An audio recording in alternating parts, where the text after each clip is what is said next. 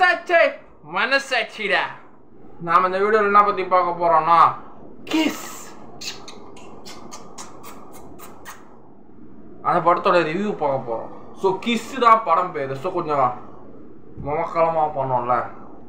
So Kavin அண்ணா, Preethi Asrani, VTV Ganesh, Instagram influencer Sakthi, so இவங்கெல்லாம் சேர்ந்து நடித்த படம் தான் இந்த கிஸ்ஸு. எதிரா சத்தியம்ல ஈவினிங் ஷோ பார்த்தா நிறைய இன்ஸ்டாகிராம் இன்ஃப்ளூயன்சர்ஸ்லாம் வந்துருந்தானுங்க. எல்லாம் பெரிய பெரிய டிக்கெட்டில் புக் பண்ணிருந்தானுங்க. நான் மேக்கப்புப்பா அந்த பொண்ணுங்கப்பா, நான் மேக்கப்பு சீன் காட்டுறானுங்கப்பா. சீனு பணம் இருந்தால் சீன் காட்டலாம் போல. அவங்க பணம் இருந்தால் கூட சீன் காட்ட வேணாம். நம்ம நார்மலான நம்ம லைஃப் இருந்துட்டா இந்த உலகத்தில் சின்ன சின்ன நல்லதை பண்ணிட்டு போயிட்டே இருக்கணும், அவ்வளோதான். சரி, நம்ம படத்துக்கு வருவோம். மற்ற கதையெல்லாம் தேவையில்ல. அடுத்தது ஸோ கிஸ் படத்தில் என்னென்னா, கவின் அண்ணா வந்து போன ஜென்மத்தில் வந்து ஒரு பாவத்தை பண்ணுருவார். அவருக்கு என்ன பாவம்னா, யாரையும் காதலிக்கிறவங்கள அவருக்கு பிடிக்காது. எதுக்கு ஒரு உருப்படியான நீங்கள் லவ்வும் பண்ண போகிறதில்ல, கல்யாணம் பண்ணி சீக்கிரமாக பிரிஞ்சிடுறீங்க. எதுக்கு அந்த காதல் பண்ணி உன் டைமை வேஸ்ட் பண்ணிட்டு இருக்க, அவள் டைமே வேஸ்ட் பண்ணிட்டு இருக்க, உன் லைஃபை நீ வேஸ்ட் பண்ணுற, அந்த ஒரு தாட்டில் நம்ம கவின் அண்ணா இருப்பார். லவ்வே பிடிக்காது, காதலே பிடிக்காது. எவனாவது கிஸ் பண்ணிட்டாருன்னா அவங்களோட ஃப்யூச்சர் வரைக்கும் அவருக்கு அந்த ஒரு ஞாபகம் வந்துருச்சு. அது ஒரு ஃபேண்டசி டைம் பீரியட் மாதிரி ஞாபகம் வந்துச்சு. இவரோட போன ஜென்மத்தில் ஒரு ராஜாவாக இருந்திருக்காரு கவின் அண்ணா. அந்த ராஜா வந்து ஒரு கெட்ட டெரரான இல்லை, எல்லா லவ்வர்ஸையும் பிரித்து விட்டு அவங்கள சாவடிப்பார். அதுதான் இவரோட வேலை. ஸோ எல்லாரும் பிரித்து விட்டு சாவடிச்சிருந்தாரு போன ஜென்மத்தில். கடைசியில் அவருக்கு ஒரு காதல் வரும்போது அவர் லவ் பண்ணுற பொண்ணு டப்புன்னு ரத்தம் வாந்தி எடுத்து செத்து போயிடுச்சு. ஏன்னா நீ எல்லா காதலையும் பிரித்து விட்டல, எல்லா லவ்வர்ஸையும் நீ பிரித்து விட்ட, அந்த பாவம் அந்த கர்மா வந்து நீ லவ் பண்ணுற பொண்ணு செத்து போயிடுச்சு.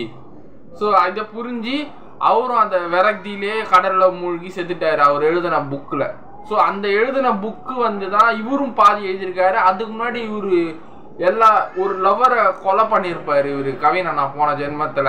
அவர் எழுதின புக்கை கலந்து இவரும் சேர்ந்து ஒரு புக்கு எழுதி பீச்சில் இறங்கிட்டாரு, செத்து போயிட்டாரு போன ஜென்மத்தில் உள்ள கவின். அந்த புக்கு வந்து இந்த ஜென்மத்தில் இருக்கிற இந்த 21st செஞ்சுரியில் இருக்கிற கவின் அண்ணனுக்கு அந்த புக்கு கிடச்சி பார்த்து அந்த புக்கு வந்து அந்த நம்ம ஹீரோயின் பிரீத்தி அஸ்ரானி தான் கொடுக்குறாங்க. அந்த புக்கு உங்களுதா. ஸோ நெல்சன் தான் அந்த புக்கில் பேர் எழுதியிருக்கு. இதுலேயும் நெல்சன், இந்த கேரக்டர்லேயே இவர் பேர் நெல்சன் தான்.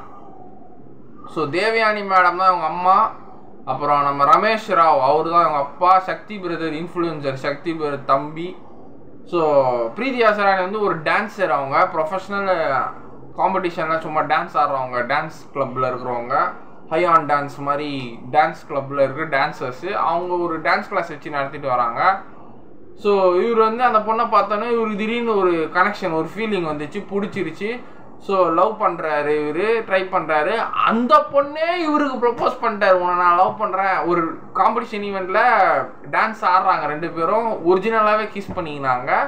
கிஸ் பண்ணோன்னே இவருக்கு தான் தெரியல, எவன் கிஸ் பண்ணாலும் அவனோட பாசிட்டிவ் ஃப்யூச்சர்லாம் கணிச்சு இவருக்கு கண்ணில் தெரிஞ்சனால நம்ம ஃப்யூச்சர் எப்படி இருந்து கிஸ் பண்ணோன்னா உடனே பிரீத்தி அஸ்ரானி செத்துடுற மாதிரி ஒரு ஃப்யூச்சர் வந்துடுது. ஸோ இவர் விலைக்கு போயிடுவார். அது ஒரு மொமெண்ட். அப்புறம் இவர் கடைகள் சண்டை போட்டு சொல்லுவாங்கன்னா அது ஒரு மொமெண்ட்டா அவனுக்கு அப்படின்ட்டு இவர் மொமெண்ட்டுருவார் ஹீரோயின்ட்ட. அது சும்மா நான் அவனை லவ்லாம் பண்ணல, மொமெண்ட், அது ஒரு மொமெண்ட்டாக சொல்லிட்டு ரெண்டு பேர் பிரிச்சிக்கினாங்க, சண்டை போட்டுக்கிறாங்க. அப்புறம் அவங்க அப்பா உடம்பு சொல்லலாம், இவர் போய் ஹாஸ்பிட்டலில் போய் எல்லாம் உட்காந்துக்கிறாரு. கொஞ்சம் லவ் ட்ராமா ஓகேவாக தான் இருந்தது. அவன் தம்பி வந்து நம்ம சக்தி ப்ரோ பயங்கர ஃபீமேல் அடிக்டாக இருப்பார் போல். ஃபுல்லாக ஒரு பொண்ணையும் விடுறது இல்லை, லவ் பண்ணுறது, டெக்ஸ்ட் பண்ணுறது, டைம் பாஸ், சேட் பண்ணுறது, கிஸ் அடிக்கிறது. ஸோ எவன் கிஸ் ஒரு சீன் நல்லா இருந்தது. ஆனால் எவன் கிஸ் பண்ணாலுமே ஃப்யூச்சரை ப்ரெடிக்ட் பண்ண, அந்த மாதிரி சக்தி எனக்கு இருந்தால் நான் ஃப்யூச்சரை ப்ரெடிக்ட் பண்ணி அவங்கள காப்பாற்றிருப்பேன்டா. சரி,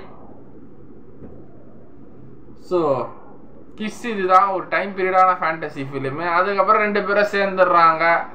அதை நீ போன ஜென்மத்தில் பாவம் பண்ண கர்மா இருக்கும், அந்த பரிகாரம் பண்ண நம்ம பிரபு சார் வந்து ஒரு ரிஷியாக வராரு சுவாமிஜி. அதில் அந்த புக்கு பரங்கால ஏன்ஷியன் புக்கு படித்து எல்லாருக்கும் எக்ஸ்பிளைன் பண்ணுற ஒரு பேராசிரியராக அந்த படத்தில் இருக்கிற பிரபு சார்.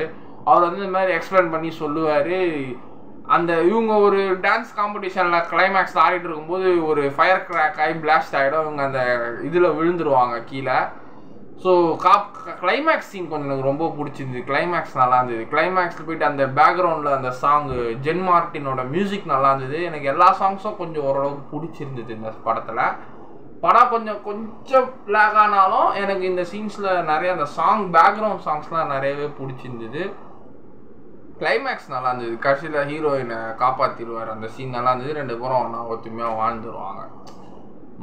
இந்த படத்தில் என்ன தெரியுதுன்னா, மற்றவங்க காதலை பிரித்து விடுற கஷ்டம் உன் நீ காதலிச்சு அதை இது பண்ணும்போது தான் அந்த கஷ்டம் புரியும் சொல்லுவாங்க. அதுல எனக்கு ஒரு ஃபேக்ட் நல்லா இருந்தது. லவ் பண்ணி பிரியறதை விட நம்ம லவ் பண்ணாமலே இருக்கலாமே, நம்ம செல்ஃப் லவ்னுவாங்க. எதுக்கு யாரே லவ் பண்ணாத, அவ்வளோதான் நான் சொல்லுவேன். மனுஷனுக்கு இன்றியமையாம இருக்கிற ஒரு சக்தி தான் காதல்னுவாங்க. அந்த காதல் சில பேருக்கு அது நல்லதாக போய் முடியும், சில பேருக்கு அந்த காதல் கெட்டதில் தான் போய் முடியும். எனக்கு காதலே வரல பாய், எனக்கு லவ் ஹார்மோன்ஸே இல்லை பாய்.